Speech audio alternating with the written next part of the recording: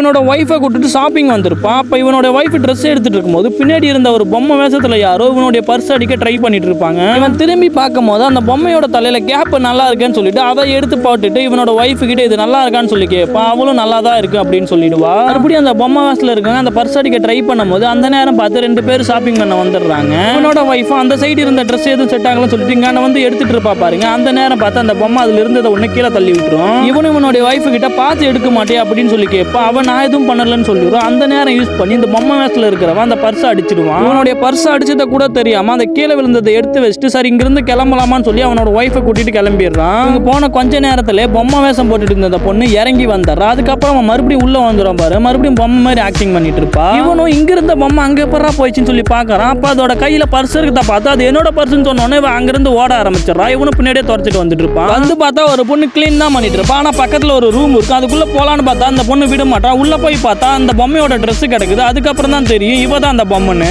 உடனே அவனை உள்ளே வச்சு லாக் பண்ணிடுறா.